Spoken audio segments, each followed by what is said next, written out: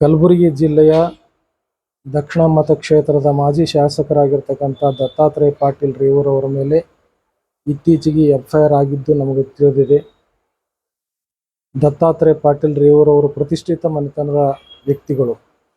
ಸಾಮಾನ್ಯವಾಗಿ ಆ ಮನೆತನ ಎಲ್ಲರನ್ನೂ ಅಪ್ಪಿಕೊಂಡು ಎಲ್ಲರ ಜೊತೆಗೆ ಸಹಬಾಳ್ವೆ ಮಾಡಿರ್ತಕ್ಕಂಥ ಮನೆತನ ಅದು. ಅವರ ಮೇಲೆ ಇಲ್ಲದ ಆಪಾದನೆಗಳನ್ನು ಮಾಡಿ ಎಫ್ಐಆರ್ ಮಾಡಿ ಅವರ ತೇಜೋವಧೆ ಮತ್ತು ಅವರ ಮನೆತನಕ್ಕೆ ಕಪ್ಪು ಚುಕ್ಕಿಯನ್ನು ಇಡತಕ್ಕಂಥ ಕೆಲಸವನ್ನು ಮಾಡಿದ್ದಾರೆ.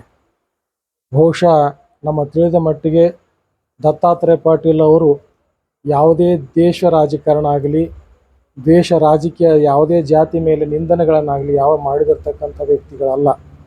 ಸಾಮಾನ್ಯವಾಗಿ ಎಲ್ಲರನ್ನ ಅಪ್ಪಿಕೊಂಡು ಎಲ್ಲರ ಜೊತೆಗಿದ್ದು ಅನೇಕ ಮಠಮಾನ್ಯಗಳಿಗೆ, ದೇವಸ್ಥಾನಗಳಿಗೆ ಅನೇಕ ರೀತಿಯ ಸಹಾಯ ಸಹಕಾರಗಳನ್ನು ಮಾಡಿ ಸೌಹಾರ್ದತೆಯ ಜೀವನವನ್ನು ನಡೆಸಿಕೊಂಡು ಬಂದಿರತಕ್ಕಂಥ ದತ್ತಾತ್ರೇಯ ಪಾಟೀಲ್ ಅವರ ಮೇಲೆ ಈ ಎಫ್ಐಆರ್ ಮಾಡಿದ್ದು ಬಹಳ ನಮಗೆ ತುಂಬ ನೋವಾಗಿ ಅದಕ್ಕೆ ನಾವು ಖಂಡನೆಯನ್ನು ಮಾಡ್ತಾ ಇದ್ದೇವೆ.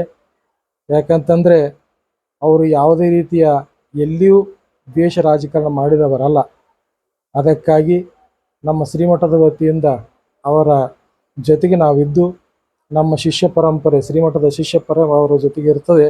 ಇನ್ನೊಂದೇನಂತ ಕೇಳಿದ್ರೆ, ನಮ್ಮ ಕರ್ನಾಟಕದ ಈ ಕಲ್ಯಾಣ ನಾಡಿನಲ್ಲಿ ಅನೇಕ ಸಾಧು ಸಂತರು, ಮಹಾತ್ಮರು, ಸೂಫಿ ಸಂತರು ನಡೆದಾಡಿರ್ತಕ್ಕಂಥ ಈ ಕ್ಷೇತ್ರಗಳು.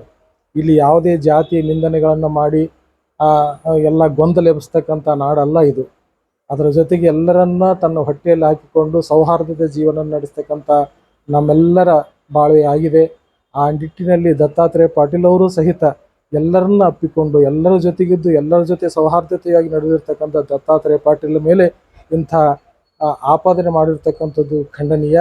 ಮತ್ತು ಜೊತೆಗೆ ಇನ್ನೊಂದು ಏನಂತ ಕೇಳಿದರೆ, ಅವರು ಮಾಡಿರ್ತಕ್ಕಂಥ ಎಫ್ಐಆರ್ ಹಿಂದಕ್ಕೆ ತೆಗೆದುಕೊಂಡು ಅದು ಎಲ್ಲ ರೀತಿಯಿಂದ ಶಾಂತಿ ಸಮಾಧಾನದ ಕ್ಷೇತ್ರ ಆಗಲಿ ಅಂತೇಳಿ ನಮ್ಮ ಅಪೇಕ್ಷೆ ಪಡ್ತಾ ಇದ್ದೇವೆ.